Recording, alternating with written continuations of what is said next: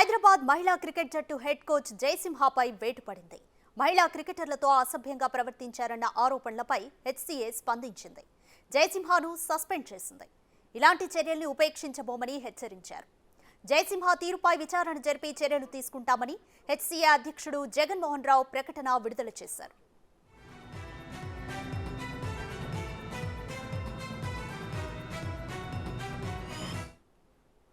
Coach జయసింహాపై క్రికెటర్ల తల్లిదండ్రులు supreme court chief జస్టిస్కు లేఖ రాశారు. గడిచిన నెలలోనే ఈ లేఖ రాశారు. కోచ్ జయసింహకు పలువురు అండగా ఉన్నారని ప్లేయర్స్ పేరెంట్స్ లేఖలో పేర్కొన్నారు. తాగుడుకు బానిసైన కోచ్ జయసింహ తమ ముందు మద్యం తాగుద్దని మహిళా ప్లేయర్స్ పలుమార్లు వారించారు. అయినా కోచ్ పద్ధతి మార్చుకోలేదు. తనను ప్రశ్నిస్తే టీం నుంచి తీస్తామని బెదిరింపులకు దిగినట్టు లేఖలో రాశారు. బీసీసీఐకు కూడా ఫిర్యాదు చేశారు. జయసింహపై హెచ్సీఏ విచారణకు ఆదేశించింది. హైదరాబాద్ క్రికెట్ అసోసియేషన్ మహిళా కోచ్ విద్యుత్ జయసింహ గారిపై గత 2 రోజులుగా ఈమెయిల్ ద్వారా కొన్ని కంప్లైంట్స్ రిసీవ్ చేసుకోవడం జరిగింది. వాటిపై ఎంక్వైరీ చేస్తున్న సందర్భంలో ఈరోజు ఉదయం కొన్ని టీవీ ఛానల్స్లో వారు మద్యం సేవిస్తూ మహిళా టీంతో పాటుగా ప్రయాణిస్తున్నప్పుడు వారు మద్యం సేవిస్తున్నట్టుగా దాంట్లో క్లియర్గా వీడియోస్లో కనిపించడం జరిగింది. దానిపై ఇమీడియట్గా మేము స్పందిస్తూ విద్యుత్ జయసింహ గారిని సస్పెండ్ చేయడం జరిగింది. ఈ రోజు నుంచి విద్యుత్ జయసింహ గారు హైదరాబాద్ క్రికెట్ అసోసియేషన్కి సంబంధించిన ఎట్లాంటి కార్యక్రమాల్లో పాల్గొనకూడదని వారికి మీ ఈమెయిల్ ద్వారా సందేశం పంపించాం. అట్లాగే వారిని సస్పెండ్ చేస్తున్నాం. అంతేకాకుండా అవసరమైతే వారిపై క్రిమినల్ చర్యలు కూడా హెచ్సీఏ తీసుకోవడానికి సిద్ధంగా ఉందని తెలియజేస్తున్నాం. ఇట్లాంటి చర్యలు ఎవరైనా పాల్గొంటే హెచ్సీఏకి సంబంధించిన వారు ఎవరైనా అయితే వారిని పూర్తి స్థాయిగా హెచ్సీఏ నుంచి బ్యాన్ చేస్తాం. వారి లైఫ్ టైం బ్యాన్ వారి మీద పెట్టడం జరుగుతుంది. అందుకే రిక్వెస్ట్ చేస్తున్నా ప్రతి ఒక్కరు కూడా మహిళల పట్ల ఎవరు కూడా అసభ్యంగా ప్రవర్తించకూడదని హెచ్సీఏ ఏదైతే లెగసీ కంటిన్యూ అవుతుందో, గ్లోరీ కంటిన్యూ అవుతుందో దాన్ని పెంచడానికి మనమందరం ప్రయత్నం చేయాలి. కానీ ఇట్లాంటి చర్యల వల్ల హెచ్సీఏకి సంబంధించిన మంచి పేరును పాడు చేయొద్దని అందరినీ రిక్వెస్ట్ చేస్తూ ఇట్లాంటి చర్యలు ఎవరైనా ముందుకు పాల్గొంటే మాత్రం వారిని ఖచ్చితంగా లైఫ్ టైం బ్యాన్ చేస్తారని తెలియజేస్తున్నాం. Thank you. కంప్లీట్ డీటెయిల్స్ మా ప్రతినిధి రాణా అందిస్తారు. రాణా, ఎట్టకేలకు హెచ్సీఏ జయసింహపై విచారణకు ఆదేశించింది. మీడియాలోని కథనాలతోనే హెచ్సీఏ స్పందించిందనుకోవచ్చా? డీటెయిల్స్ ఏంటి? తప్పకుండా దాదాపు 20 సంవత్సరాల పైమాటనే ఆయన హైదరాబాద్ క్రికెట్ అసోసియేషన్ లో వివిధ హోదాల్లో కూడా పనిచేసినటువంటి నేపథ్యం అయితే కనపడుతుంది. ఇప్పుడు ఉమెన్ క్రికెట్ టీం కి సీనియర్ కోచ్ గా ఉన్నటువంటి ఆయన హెడ్ కోచ్ గా కూడా పనిచేస్తున్న నేపథ్యంలో ఆయన ఒక బస్ లో ఇలా మద్యం సేవిస్తూ మహిళా క్రికెటర్ని ఈ విధంగా దూషించడాన్ని చాలా తీవ్రంగానే హైదరాబాద్ క్రికెట్ అసోసియేషన్ పరిగణించని చెప్పొచ్చు. ఉదయం నుంచి కూడా అనేక మాధ్యమాల్లో కూడా హైదరాబాద్ క్రికెట్ అసోసియేషన్ లో ఏం జరుగుతుంది, ఏంటి వ్యవహారాలంటే కూడా అనేక కథనాలు వచ్చిన తర్వాత వారి యొక్క చర్యలు తీసుకుంటున్న నేపథ్యం ఏర్పడుతుంది. అయితే గతంలో కూడా ఇలాంటి ఆరోపణలే విద్యుత్ జయసింహ మీద వచ్చాయంటున్నారు హైదరాబాద్ క్రికెట్ అసోసియేషన్ సంబంధించిన మెంబరు బాబు రావు సాగర్ గారు. సార్, ఏంటి ఎలా చూస్తారు? ఎందుకంటే గతంలో మనం చూసాం హైదరాబాద్ క్రికెట్ అసోసియేషన్ అంటే ఎప్పుడు అవినీతి అంటారు, ఏసీబీ కేసులు అంటారు, ఇవన్నీ తెరపైకి వచ్చేది. ఇప్పుడు కొత్తగా ఈ తాగుడు అలాగే లైంగిక వేధింపులు తెరపైకి వచ్చేది. ఎలా చూస్తారు? మీరు కూడా విద్యుత్ జయసింహతో చాలా చూసినటువంటి వారే కదా, దాదాపు 20 సంవత్సరాల నుంచి మీరు అబ్జర్వ్ చేసినటువంటి వారు. అంటే అబ్జర్వ్ చేసిన అందరు అంటే వీళ్ళందరూ కూడా ఆ పోస్టులలో అప్పటి నుంచి వస్తున్నారు. అంటే సెలెక్టర్ గానే కానీ కోచ్లు కానీ వివిధ పదవులలో వస్తున్నారు.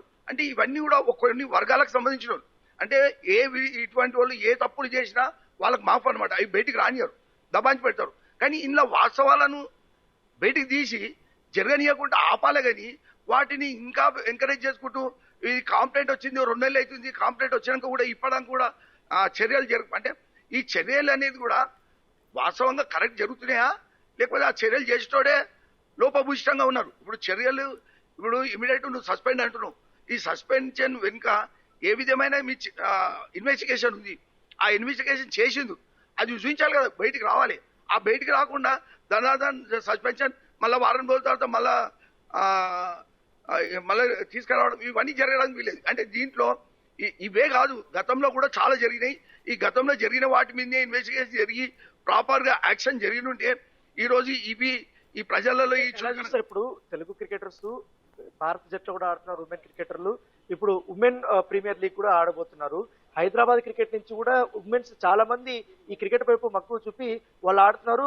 చాలా కెరీర్ ని కూడా వాళ్ళు దృష్టిలో పెట్టుకుని ఆడుతున్నారు. ఇప్పుడు ఈ మూమెంట్ ఇలాంటి వేధింపులు ఒకవేళ బయటకు వస్తే మళ్ళీ సెలక్షన్స్ ప్రాసెస్ లో మమ్మల్ని ఆపేస్తారు, లేకపోతే అనేక ప్రాబ్లమ్స్ వాళ్ళు ఫేస్ చేస్తున్నారు. అది ఇవాళ చిన్న క్రికెటరు వాళ్ళు ఎంత కష్టపడి వాళ్ళు ముందుకు వస్తుంటారు, వాళ్ళ బాధ వాళ్ళకి తెలుసు.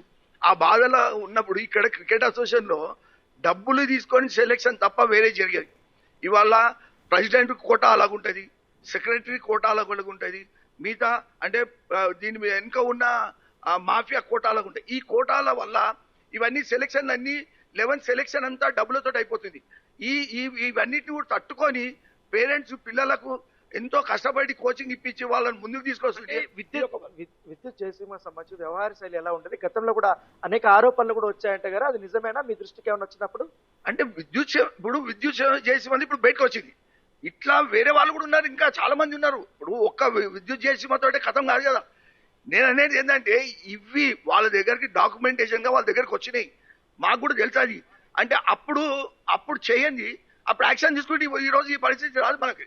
కాబట్టి వీళ్ళు ఈడ వర్గాలు ఉన్నాయి కాబట్టి ఆ వర్గాలను ఒక వర్గానికి ఒక సంబంధించిన వాళ్ళు ఒకరు ఆపుకుంటారు, ఇంకో వర్గానికి సంబంధించిన వాళ్ళు బచాయించుకుంటారు.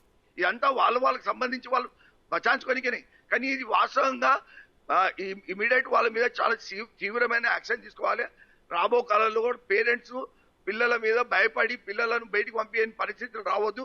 పిల్లలను బాగా క్రికెటర్స్ ఇంకా ఇంప్రూవ్ కావాలి. ఇంకా పిల్లల మన ఇండియాలో మన పేరు భారతదేశంలో ప్రపంచ దేశాల్లో మన భారతదేశం పేరు మారుమోగుతుంటే క్రికెట్ లో మనం హైదరాబాద్ అయింది. ఈ విధంగా ఇంకా మనం అధపతాలకి ఇది అవుతుంది. వీడి మీద ఇమీడియట్ వీలే కాదు ముఖ్యం, వీళ్ళ వెనుక ఉన్న వాళ్ళని మొదలు తీసుకొచ్చి వాళ్ళ మీద యాక్షన్ తీసుకోవాలి.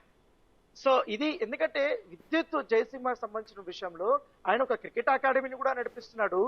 దాంట్లో ఆడడానికి కూడా అనేక రకాలుగా కూడా వారు అవినీతి చేశారు. సెలక్షన్ ప్రాసెస్ లో కూడా వారు మీకు టీంలో చోటు కావాలంటే డబ్బులు కూడా డిమాండ్ చేసినట్టుగా అనేక ఆరోపణలు వచ్చాయి. ఇప్పుడు వీటన్నిటి మీద ఆధారపడిన మీద ఇప్పుడు హైదరాబాద్ క్రికెట్ అసోసియేషన్ కూడా దీనిపైన చర్యలు తీసుకుంది. ఇంటర్నల్ ఇన్వెస్టిగేషన్ స్టార్ట్ చేయబోతుందంటూ కూడా హైదరాబాద్ క్రికెట్ అసోసియేషన్ సంబంధించినటువంటి అధ్యక్షుడు జగన్మోహన్ రావు వరకే ప్రకటించినటువంటి నేపథ్యం అయితే కనపడుతుంది. గతంలో 10 సంవత్సరాల నుంచి కూడా చూస్తున్నాము హైదరాబాద్ క్రికెట్ అసోసియేషన్ లో అనేక ఆరోపణలు వచ్చాయి. ఎందుకంటే దాని ప్రతిష్ట కూడా మసక పారిపోయినటువంటి నేపథ్యం అయితే కనపడుతుంది. కొత్త ప్రెసిడెంట్ వచ్చిన తర్వాత దాని ప్రతిష్ట కొంచెం పెరుగుతుంది. ఇప్పుడిప్పుడే అంతర్జాతీయ మ్యాచ్లు కాస్త పరిమితి పెంచారు, కొన్ని ఎక్కువగా పెడుతున్న నేపథ్యంలో హైదరాబాద్ ఉప్పల్ స్టేడియం సంబంధించినట్టు కూడా బాగా మరమ్మతులు చేసి దాన్ని ఒక స్టేజ్ తీసుకొచ్చారు. ఈ మూమెంట్ లో ఇప్పుడు ఈ లైంగిక ఆరోపణలు ఈ ఉమెన్ క్రికెట్ జట్టులో ఈ రకంగా కూడా మందు తాగుతూ ఒక హెడ్ కోచ్ దొరకడం అనేది కూడా బీసీసీఐ చాలా సీరియస్ గా తీసుకున్నట్టుగా మనకు సమాచారం ఉంది. వారు కూడా ఆగ్రహం వ్యక్తం చేసినట్టుగా మనకు సమాచారం ఉంది. సమగ్ర దర్యాప్తు చేసి దీనిపైన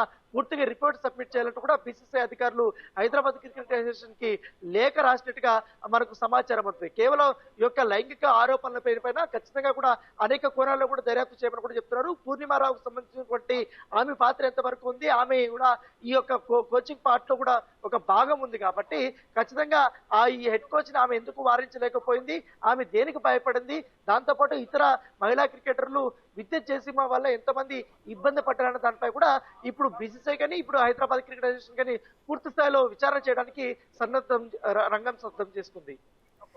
రైట్ రాణా, జయసింహపై క్రికెటర్ల పేరెంట్స్ కూడా సుప్రీంకోర్టు చీఫ్ జస్టిస్ కు లేఖ రాశారు. అంటే గడిచిన నెలలోనే ఈ లేఖ రాశారు. అంటే ఈ విషయం హెచ్సీఏ దృష్టికి కూడా పేరెంట్స్ తీసుకెళ్లారా? అప్పుడు కూడా స్పందించలేదా? ఏం జరిగింది? కేవలం లాస్ట్ మంతే కాకుండా గతంలో థాయిలాండ్ టూర్ కి వెళ్ళినప్పుడు కూడా ఇలాంటి ప్రవర్తనే విద్యుత్ జయసింహ చేశాడు. మహిళా క్రికెటర్లతో తాగి అసభ్యంగా ప్రవర్తించారు. అప్పుడు కూడా వారు ఈ హెచ్సీఏ దృష్టికి తీసుకొచ్చారు. అప్పుడు కూడా ఎటువంటి చర్యలు తీసుకోలేదు. తర్వాత లాస్ట్ మంత్ కూడా ఇలాంటి సిచ్యువేషన్ వచ్చింది. అప్పుడు కూడా వారు లెటర్ రాశారు. గత ఈ వారం రోజుల్లోనే మరొకసారి ఈ విజయవాడకు టోర్నమెంట్కి వెళ్ళారు కాబట్టి అప్పుడు కూడా ఇలాంటి ప్రవర్తన జరిగింది. ఇప్పుడు అలాంటి ఆ వీడియోనే ఇప్పుడు బస్సులో ఉన్నటువంటి వీడియోనే బయటకు వచ్చినటువంటి నేపథ్యం కాబట్టి దీనిపైన కూడా మరొకసారి పేరెంట్స్ వారు హైదరాబాద్ క్రికెట్ అసోసియేషన్ తో పాటు ఇట్లా సుప్రీంకోర్టు కూడా లేఖ రాస్తారు. ఎందుకంటే ఇక్కడి నుంచి మాకు న్యాయం జరగట్లేదు, వీళ్ళు పట్టించుకోవడం లేదు, మహిళా క్రికెటర్లు చాలా డిస్టర్బ్ అవుతున్నారు. ఎందుకంటే క్రికెట్ ని ఒక కెరీర్ గా తీసుకుని వాళ్ళు అహర్నిశలా కష్టపడుతున్నప్పుడు, కెరీర్ కోసం శ్రమిస్తున్నప్పుడు ఈ రకమైనటువంటి డిస్టర్బెన్స్ వస్తే మహిళా క్రికెటర్లు చాలా మానసికంగా చాలా ఇబ్బంది పడుతున్నారని కూడా వాళ్ళు చెప్తున్నారు. ఎందుకంటే ఒక గేమ్ ఓడిపోయారంటే విద్యుత్ జయసింహ మాట్లాడే మాటలు కానీ ఆయన వ్యవహరించే తీరు కానీ ఆ మహిళా క్రికెటర్లు తట్టుకోలేకపోతున్నారంటూ కూడా వారు చెప్తున్న నేపథ్యం కూడా పేరెంట్స్ కూడా ఈ రకమైనటువంటి ఆరోపణలే చేశారు. వారు చాలా ఒత్తిడికి లోనవుతున్నారు మహిళా క్రికెటర్లు. దయచేసి ప్రతి ఒక్క గతంలో 5 సంవత్సరాల నుంచి ఎవరైతే హెడ్ కోచ్ గా ఈయన నియమించబడినప్పటి నుంచి కూడా ఎవరైతే మహిళా క్రికెటర్లు బయటకు వెళ్ళిపోయారో వారిని కూడా విచారించాలి. ఇప్పుడు ప్రస్తుతం ఉన్నటువంటి టీం జట్టు కూడా విచారించాలి. పూర్ణిమారావు కూడా దీంట్లో చాలా కీలకంగా ఉంది కాబట్టి ఆమెను కూడా విచారించాలంటూ కూడా ఈ సుప్రీంకోర్టుకు రాసినటువంటి లేఖలో పేరెంట్స్ ప్రస్తావించినటువంటి నేపథ్యం కనపడుతుంది. Thank you Rana.